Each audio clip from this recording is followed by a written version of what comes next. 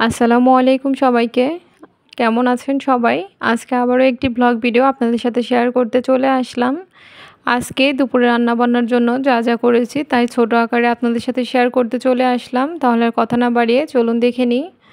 এই যে আজকে রুই মাছ রান্না করব, তার জন্য যে প্রথমেই রুই মাছগুলো ভেজে নিচ্ছি। তেলটা গরম হওয়ার পরে তেলের মধ্যে দিয়ে নিচ্ছি।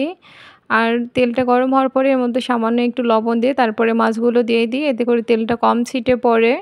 আর এদিকে যে পটল ভাজি করে নিব, তার জন্য যে একটি প্যানে তেল দিয়ে দিচ্ছি। তেল দেওয়ার পরে মরিচ, পেঁয়াজ এবং রসুন দিয়ে দিচ্ছি। এগুলোকে কিছুক্ষণ ভেজে নিব তেলের মধ্যে।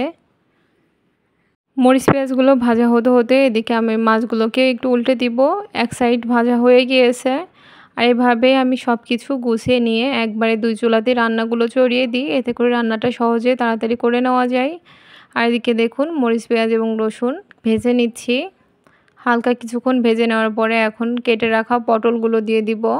পটলের কুচি ভাজিটা আমার কাছে অনেক ভালো লাগে। আপনাদের কার কাছে কেমন লাগে কমেন্টে জানাবেন। আর দিয়ে দিচ্ছি যে লবণ, হলুদ, এগুলো দিয়ে আমি সাধারণভাবে পটল ভাজিটা করে নিই। আমার কাছে কিন্তু খেতে দারুণ লাগে।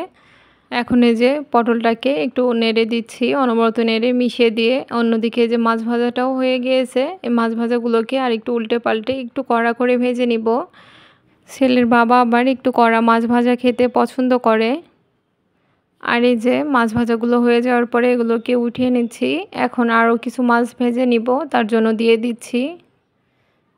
রুই মাছটা আসলে আমার ছেলে খেতে পছন্দ করে, এই জন্য রুই মাছটাই বেশি আনা হয় বা রান্না করা হয়। আর এতে কাঁটাও খুব একটা বেশি থাকে না, তার জন্য ওকে খাওয়ানো সুবিধা হয়। আর যে অন্য মাছগুলো দিয়ে দেওয়ার পরে এদিকে পটল ভাজিটাও আমি একটু নেড়ে দিচ্ছি যাতে লেগে না যায়। পটল ভাজিটাও একটু নেড়ে দিয়ে এদিকে মাছ ভাজাটাও দেখে নিব। উল্টে পাল্টে এই মাছগুলো ভাজা হয়ে গিয়েছে, এখন এগুলোকে উঠিয়ে নিব। আর এখন ওই তেলের মধ্যে দিয়ে দিচ্ছি পেঁয়াজ কুচি এবং কাঁচামরিচ ফালি পরিমাণ মতো।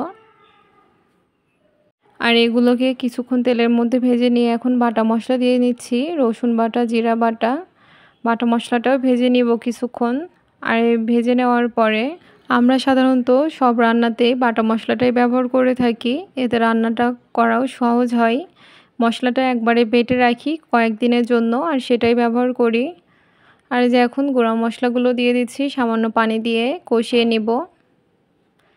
মশলাটা কষানোর পরে এখন কচু দিয়ে দিচ্ছি। আজকে রুই মাছগুলো কচু দিয়ে রান্না করব। কচু দিয়ে যে কোনো মাছ এভাবে রান্না করলে খেতে কিন্তু দারুণ লাগে। আর কচু হচ্ছে এমন একটি সবজি যে এটি যে কোনোভাবেই কিন্তু রান্না করলে বা ভর্তা করলে বা ঘন্ট করলে খেতে দারুণ লাগে। বিশেষ করে আমার তো অনেক পছন্দের। আপনাদের কার কাছে কেমন লাগে কমেন্টে জানাবেন। আর এই যে কচুটাও সামান্য পানি দিয়ে কষিয়ে নেওয়ার পরে এখন ঝোলের পানি দিয়ে দিচ্ছি পরিমাণ মতো। কালারটা তো দেখেই বুঝতে পারছেন। আর এদিকে কিন্তু আমার পটল ভাজিটা হয়ে গিয়েছে। আমি পটল ভাজিটা একটু মুচমুচে করে ভেজে নিই, এতে খেতে ভালো লাগে। আর এই যে পটল ভাজিটা হয়ে যাওয়ার পরে এখন চুলা থেকে নামিয়ে নিচ্ছি। দেখুন ভাজি করার পরে কতটা কমে গিয়েছে। এখন এটাকে একটা সাইডে রেখে দেব। আর ওই একই প্যানের মধ্যে আমি আজকে মাছের ডিম ভেজে নিব। রুই মাছের ডিম ছিল, সেজন্য সেই ডিমগুলো ভেজে নিব।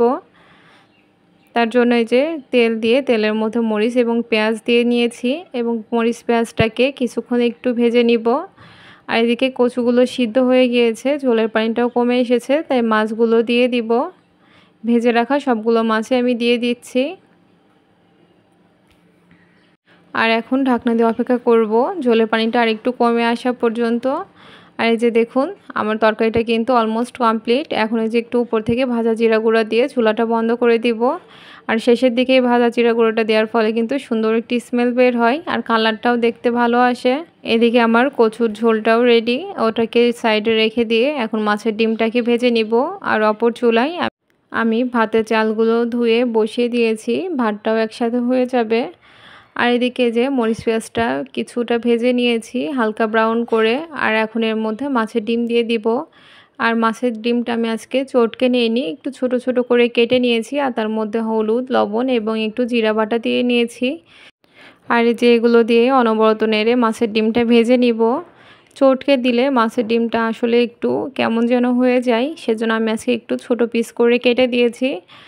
ডিমগুলো একটু গোটা গোটা থাকবে, সেটা আমার কাছে খেতে ভালো লাগে, তাই আমি এভাবে ভেজে নিচ্ছি।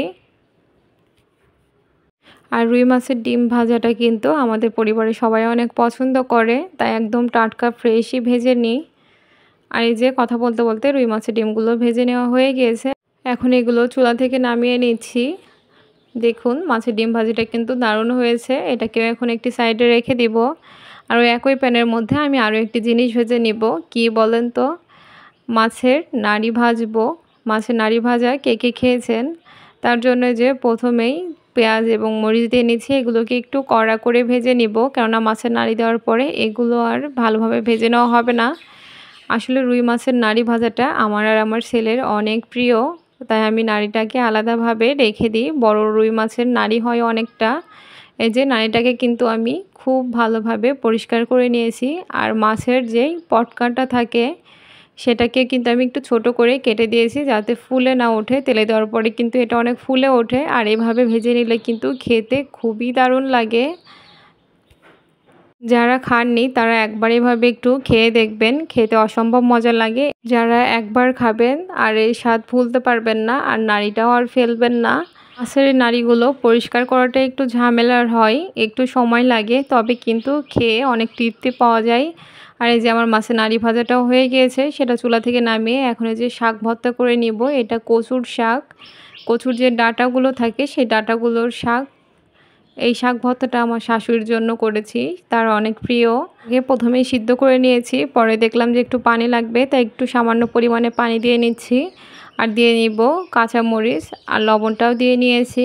এখন এগুলোকে সিদ্ধ করে নিব। আর এই যে সিদ্ধ হওয়ার পরে সামান্য সরিষার তেল দিয়ে এখন শাকটাকে ভর্তা করে নিচ্ছি, একদম টাটকাই ভর্তা করে নিচ্ছি। আর এই শাক ভর্তাটা কিন্তু খেতে দারুণ লাগে, এমনিতেই খেতে দারুণ লাগে। আর যদি ইলিশ মাছ থাকে তাহলে যে একটু পরিমাণে ইলিশ মাছ দিয়ে নিলে কিন্তু খেতে আরও বেশি মজা লাগে।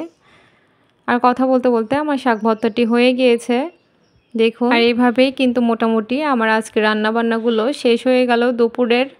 এই যে দেখুন মাছের ঝোল, মাছের ডিম ভাজি, মাছের নাড়ি ভাজি, আর রয়েছে পটল ভাজি, আর রয়েছে শাক ভর্তা। এগুলো দিয়েই দুপুরে খাওয়াটা বেশ জমে যাবে।